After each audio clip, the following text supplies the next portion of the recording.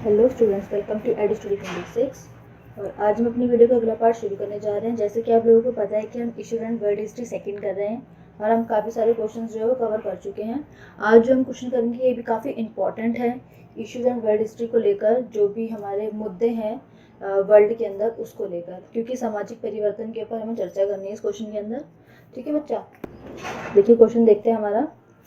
द्वितीय विश्व युद्ध के बाद सामाजिक परिवर्तन पर चर्चा कीजिए। जो समाज के अंदर परिवर्तन है द्वितीय विश्व युद्ध के बाद। सोवियत संघ एवं संयुक्त राज्य अमेरिका। आप लोगों को पता है कि दो महाशक्तियां बढ़ गई थी द्वितीय विश्व युद्ध के बाद, सोवियत संघ यूएसएसआर और संयुक्त राष्ट्र अमेरिका यूएसए। देखिए, द्वितीय विश्व युद्ध के उपरांत सोवियत संघ एवं संयुक्त राज्य अमेरिका दो सर्वाधिक प्रबल राष्ट्रों के रूप में उभरकर सामने आए। इस समय ब्रिटेन तथा फ्रांस का प्रभाव काफी हद तक कम हो चुका था।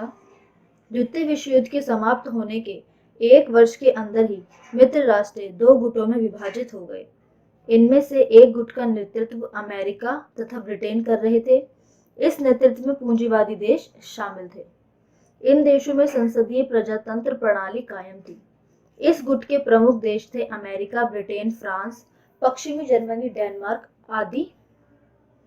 ठीक है बच्चा, ये देश इन पूंजीवादी देशों के अंदर शामिल थे। जबकि दूसरे गुट में कौन कौन से देश थे जिसका नेतृत्व कर रहा था सोवियत संघ। देखिए, सोवियत प्रभाव तथा सैन्य बल के माध्यम से साम्यवादी शासन प्रणाली के अधीन लाए गए देश थे यूगोस्लाविया, अल्बेनिया, पूर्वी Germany, Czechoslovakia, Poland, Bulgaria, Romania तथा बाल्टिक क्षेत्र।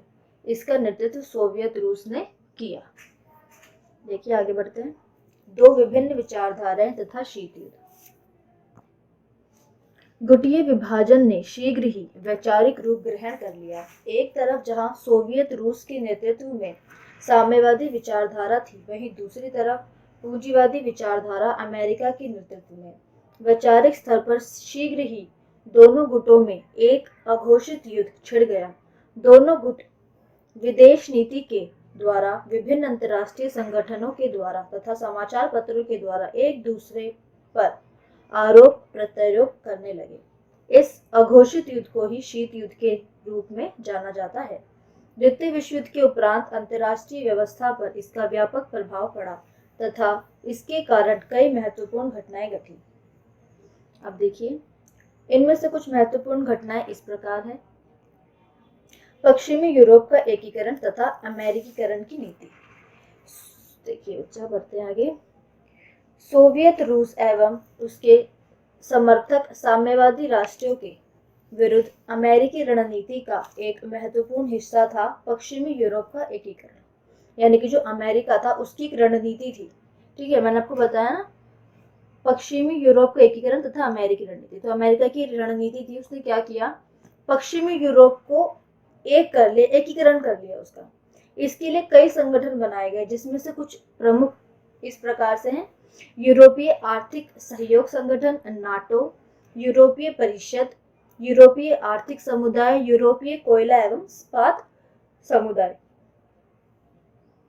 शीत युद्ध के दौरान पश्चिमी यूरोप का एकीकरण करके अमेरिका अपने उद्योगों के लिए एक व्यापक बाजार तथा उपभोक्ता वर्ग खड़ा करना चाहता था, ताकि पश्चिमी यूरोप में संसदीय प्रजातंत्र की स्थापना हो सके, जिससे सोवियत रूस तथा उसके समर्थक राष्ट्रों के मध्य बढ़ रही साम्यवादी व्यवस्था का हर संभव विरोध किया जा सके।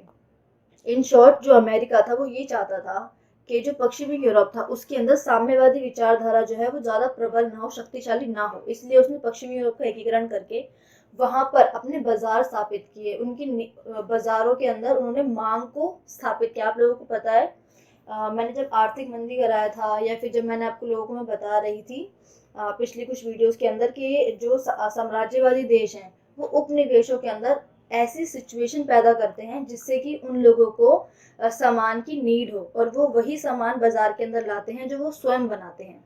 वहीं का कच्चा माल यूज करते हैं, वही फैक्ट्री लगा के वही चीजें बनाते हैं और फिर उसी कंट्री के अंदर उन्हीं का सामान उन्हीं को बेच देते हैं। इसे कहते हैं बिजनेस। और ये बहुत बहुत बहुत सालों से इंडिया जैसे बहुत सारे उपनिवेश देशों के अंदर होता जा रहा था, जो कि क्या हो रहा था, उनको संसाधनों का शोषण हो रहा था। इसे ही कहते हैं संसाधनों का शोषण करना। और सस्ते मजदूर रखना, बहुत सारी चालें थी जो इन लोगों ने चली थी। तो अमेरिका जैसे बड़े देशों ने भी यही चीज करी। अब दो देशों के अंदर प्रतिस्पर्धा होती है वर्ल्ड के अंदर, जब विश्व के अंदर दो विभिन्न विशाल देश, अलग अलग विचारधारा के, वो भी एक साथ कंपटीशन करते हैं, तो ऑब्वियस सी बात है कि हर कोई चाहेगा कि हम आगे बढ़े।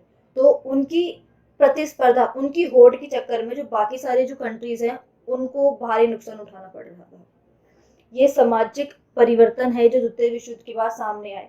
इतनी सारी चीजें विश्व के अंदर चल रही थी और इसका प्रभाव सिर्फ और सिर्फ दो देशों पे नहीं, विश्व के हर एक देश पे पड़ रहा था।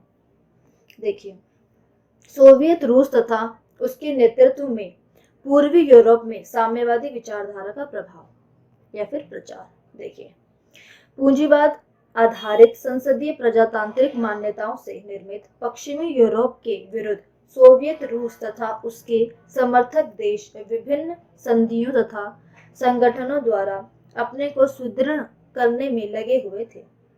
इसमें से कुछ प्रमुख इस प्रकार से थे: माल्टो योजना, साम्यवादी सूचना ब्यूरो, पारस्परिक आर्थिक सहायता परिषद, समझौता। शीत युद्ध के दौरान पूर्वी यूरोप को संगठित करने का सोवियत रूस तथा उसके साथ सभी देशों द्वारा सामूहिक प्रयास एक महत्वपूर्ण घटना थी।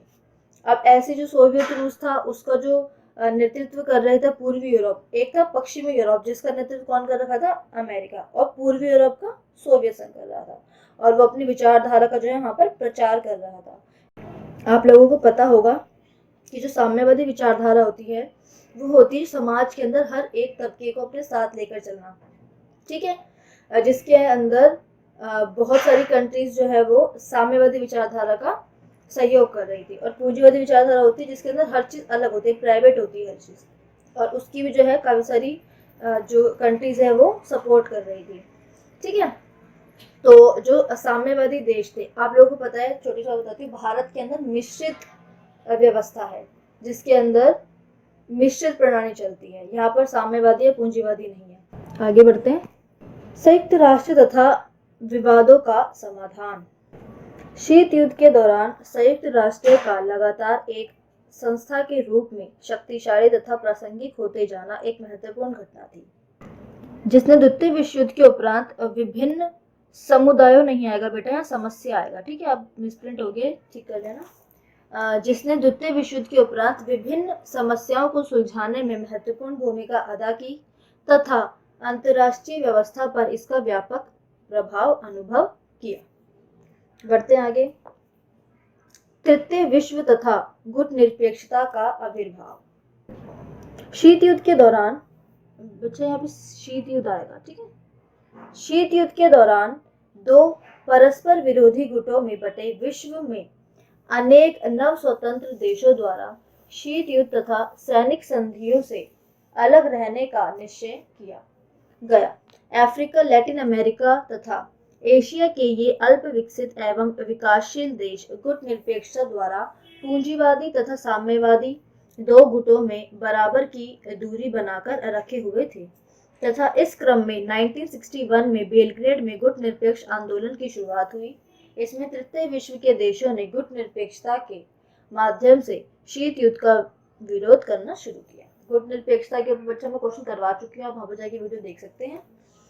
और जो आपका निष्कर्ष होगा वो आपके आंसर के ऊपर बेस्ड होगा। अगर आप कोई पॉइंट मिस कर देते हैं तो आप निष्कर्ष के अंदर लिख दीजिए, हाईलाइट कर दीजिए उसको, ठीक है। और दो दो लाइन उठा के हर क्वेश्चन में से हर आंसर, हर पॉइंट में से उठा के अगर आप अपने निष्कर्ष के अंदर राइट डाउन कर लेते हैं तो वो भी ठीक होता है।